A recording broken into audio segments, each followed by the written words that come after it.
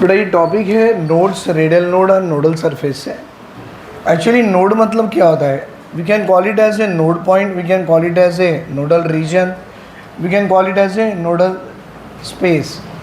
बेटा एक ऐसा पॉइंट हो या रीजन हो जहाँ पर probability of finding the electron क्या आती है? ज़ीरो।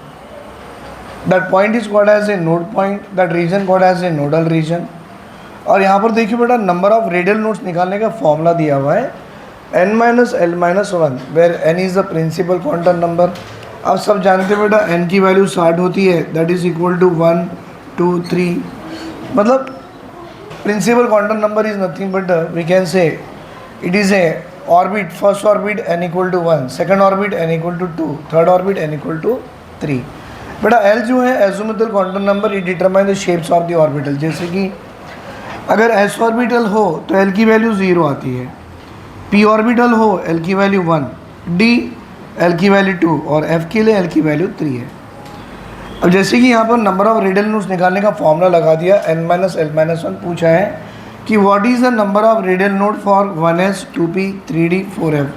बेटा सबकी वैल्यू देखो दैट इज़ इक्वल टू 0 आ जाती है। कैसे?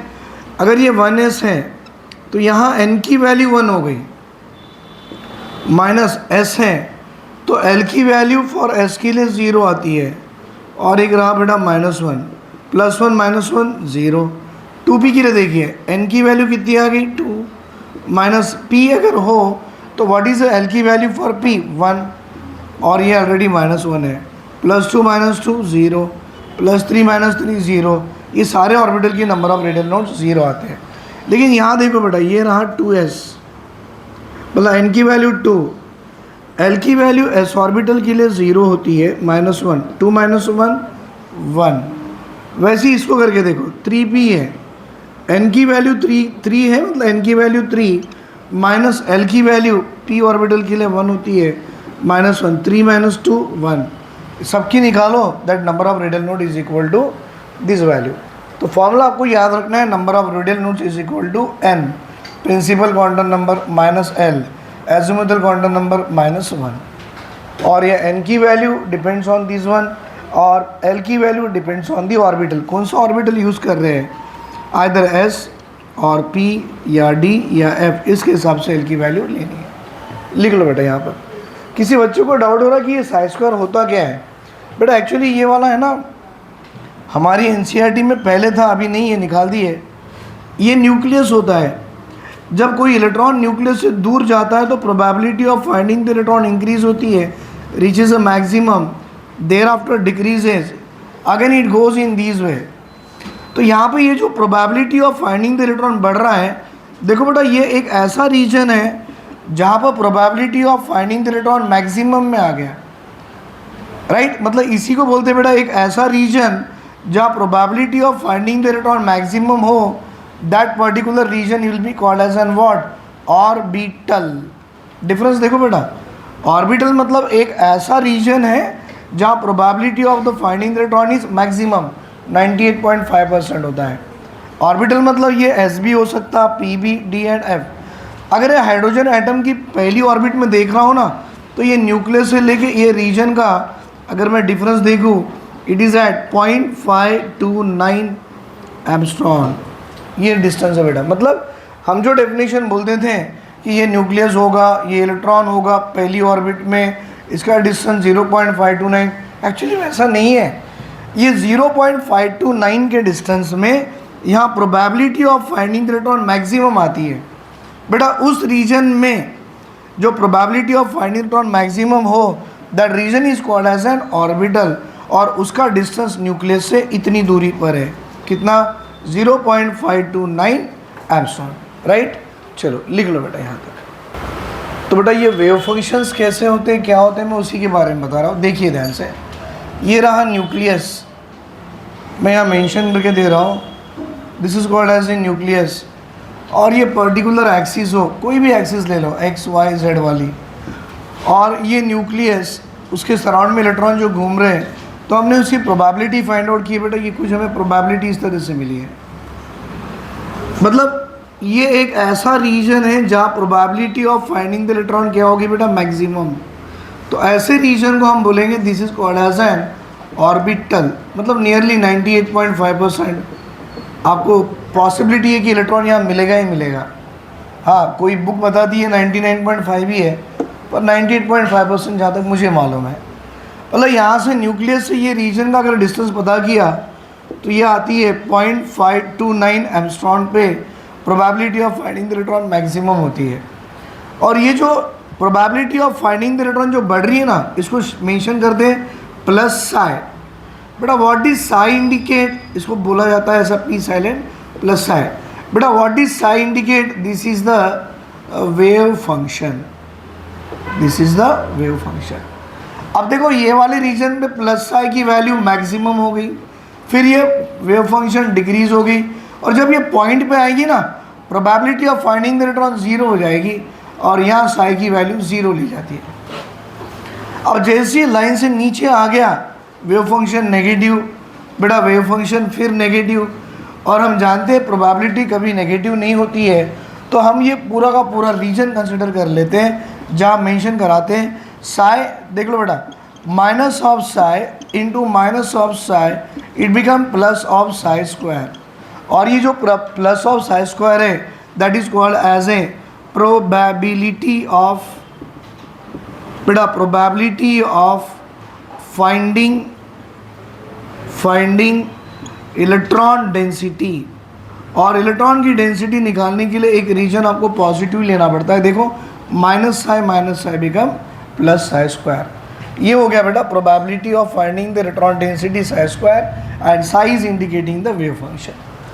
अब यहाँ पर मुझे इनकी कुछ वैल्यूज़ बतानी पड़ेगी जो आपकी एनसीईआरटी में दिया हुआ है, what is a Sai and what is a Sai square. चलो यहाँ तो डायग्राम बना लो, मैं आपको इसकी वैल्यूज़ दे दूँगा। बेटा ये 2 पॉइंट लिख लीजिए about the Sai. Sai is a wave function and it is a energy state which contain all information about electron. देखो ये पॉइंट पे साई की वैल्यू 0 है, और जैसे जैसे ऊपर जा रहे हैं साई की वैल्यू बढ़ते जा रही है। एक पॉइंट पे मैक्सिमम हो गई, फिर डिक्रीज हो गई, फिर 0 हो गई, फिर नेगेटिव। तो बताने का मतलब है साई एक वेव फंक्शन है and it is a energy state which contain all information about the electrons. लेकिन साई स्क्वायर क्या है बेटा, एक ऐसा पूरा रीजन, देखो ये पूरा एक रीजन है जहाँ पर probability of finding the electron maximum हो। So it is a probability wave function and it indicate maximum probability of finding the electron at a certain point in an atom। तो ये 2 पॉइंट लिख लीजिए बेटा about the wave function psi and probability wave function psi square।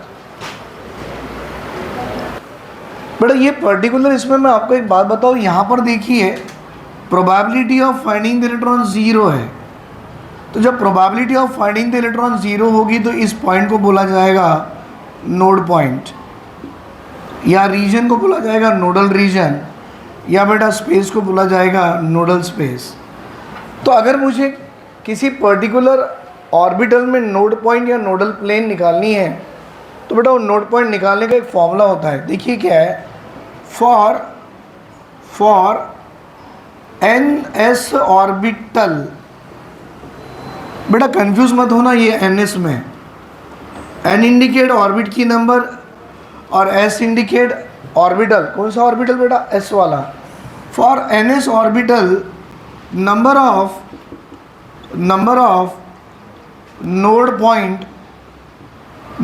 Node point is equal to n minus l. Number of node point n minus l. एक example दे रहा हूँ क्या है। सपोज बेटा ये मेरे पास में एक ग्राफ बना हुआ है जिसमें देखिए ये एक ऑर्बिटल है लेटेस्ट से 1s वाला, फिर किसी ने बोला मुझे और एक ऑर्बिटल बना के दो, तो बेटा मैंने और एक ऑर्बिटल बना के दिया 2s वाला। आपको अंदाज़ा लग ही रहा होगा बेटा 1s की एनर्जी कम है 2s से, और 2s की एनर्जी कम होगी किससे, 3s से। लेकिन ये 1s और 2s के बीच में ये जो रीजन दिख रहा बेटा, ये यहाँ पर probability of finding the electron 0 है, तो मैं या तो इसे नोड पॉइंट बोल सकता हूँ या तो इसे नोडल प्लेन बोल सकता हूँ। तो मुझे पूछा जाएगा भाई how many number of node point is present in 2s, तो मैं बोलूँगा 1। कैसे, अब देख लो बेटा, आप ये फॉर्मूले में डालो 2s में नंबर ऑफ नोड पॉइंट कितने हो सकते हैं, तो I will say that is equal to n minus l. बेटा 2 मतलब n की वैल्यू तो 2 होगी, और s ऑर्बिटल के लिए आप जानते हो l की वैल्यू क्या आएगी 0। बेटा n minus L for 2s, n minus l minus 1, sorry बेटा 2 की वैल्यू आ गई, s के लिए देखो l की वैल्यू क्या आ गई 0 एंड देन माइनस 1, बोलो 2 माइनस 1 1, तो number of node point for this 2s orbital equal to 1। तो फॉर्मूला वही है बेटा, how to get the number of node point for any orbital that is nothing but the value of n minus l minus 1।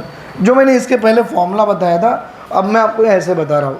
हो सकता है किसी ने बोला कि सर मेरे पास ग्राफ बना के हैं फॉर बेटा ये 2p का है, ये 3p का है और ये 4p का है। देख लो 2p 3p और 4p, देखो एनर्जी बढ़ती जा रही है।